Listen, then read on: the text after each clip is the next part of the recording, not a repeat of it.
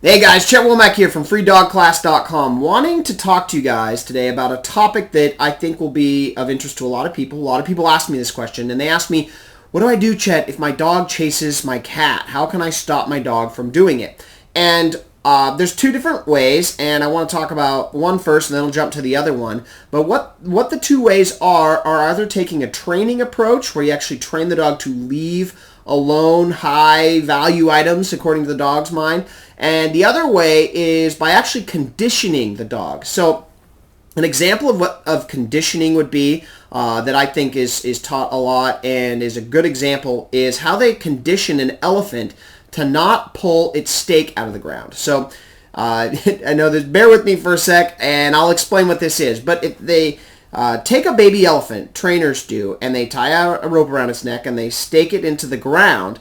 When it's a baby and it tries to get free, it is not big enough, it is not strong enough to pull the chain free, and so it tries and it tries, but it fails and it fails, and it eventually gives up, and it forms a belief system in its brain called, oh, if rope around my neck, tied to chain, I cannot move, and it gives up. You can actually condition quitting into an elephant, which is kind of a sad thing, but it's in all of us, right? We've all been conditioned to this, some level or another, human or animal, species, whatever we are. But that is a conditioning example. So when the elephant grows up, and even though it's really big, because it already in its mind gave up, it won't pull the stake out of the ground, and it is accepted that this is, not what to do. That is a conditioning issue. There was no training the elephant through rewards and punishments that it can or cannot do something.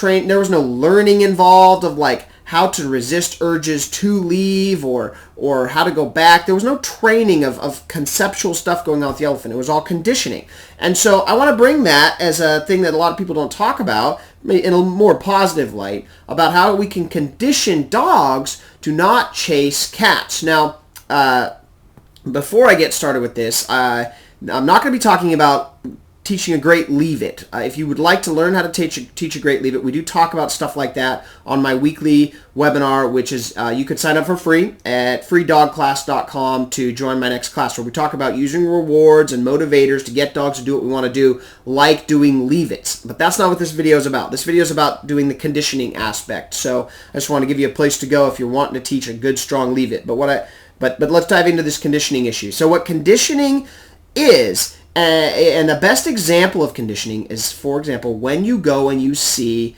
a blind guide dog, right? You're like, wow, that dog doesn't pay attention to anything. It sees me, but it doesn't get excited about me. It just kind of stands there. I can pet it. It doesn't do anything. It doesn't really wag its tail, and it's very calm. Well, that is a conditioning process that has been done. And how it essentially works, to make it super simple without trying to take anything away from the training, great training is involved to get dogs to be like this, is they have conditioned the dog to be in working mode. And what happens when a dog is in working mode is it has a job to do.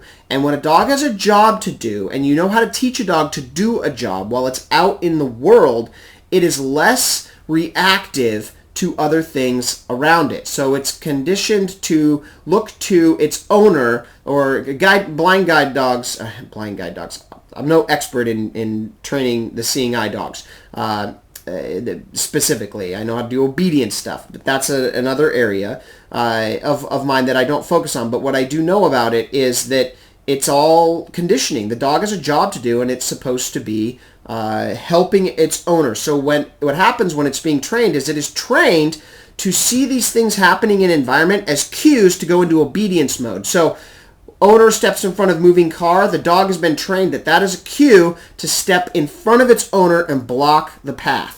So it's been turning the training, and turns the environment into these cues. If it sees certain lights on walking and not walking signs, it can tell the owner it's okay to go or it's not okay to go. Moving cars are these examples, and there's other examples too that I'm no expert in that, but I think that gives you an idea. The dog is looking actively and excited about looking into its environment for cues to do work, and you can adopt that mentality to working with a dog who wants to chase its cat, or that wants to chase squirrels, or that wants to chase deer. And I'll give you a quick example of how this works. Currently, I have brought on a service dog trainer that is teaching a group of my subscribers how to use service dog training secrets. Service dogs are the types of dogs that help the handicapped, so those that might not be able to walk. They can go open the fridges. They can bring the phones. If their owner falls, they can dial 911, that kind of thing. It's working dog stuff. And service dogs are always looking at their owners for directions, to the point where they can be trained. If you accidentally drop something on the floor, remote, phone, whatever, they automatically pick it up and bring it to you. It's automatic. It's just what they are conditioned to do. And so a great example of this that we're going through in the program right now over at servicedogsecrets.com is we're teaching people how to get their dogs to be really great off leash, as an example. And so what we're doing is we are conditioning them to, every time something new comes into their environment, to make eye contact with us, their owner.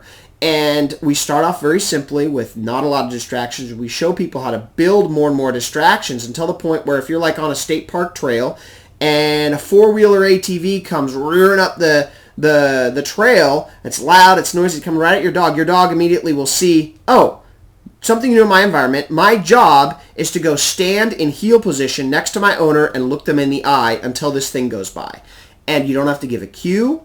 When you do this appropriately, it's all been done through the conditioning process, and the dog is excited when it sees that thing in its environment to go to work for you. You can do this the same with squirrels running in front. The dog sees squirrel. Oh, let's go look at my owner.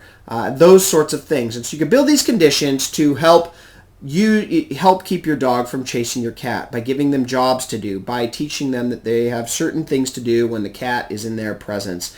And I just wanted to explain that to you, that's a possibility of training that is available, and we cover it. We have about a class about once a quarter that we open up to a few hundred people at servicedogsecrets.com. If you're interested in getting on the notification list for the next time we have a class come up, you can go over there and check that out. But that's the kind of training it takes to get your dog to stop chasing your cat.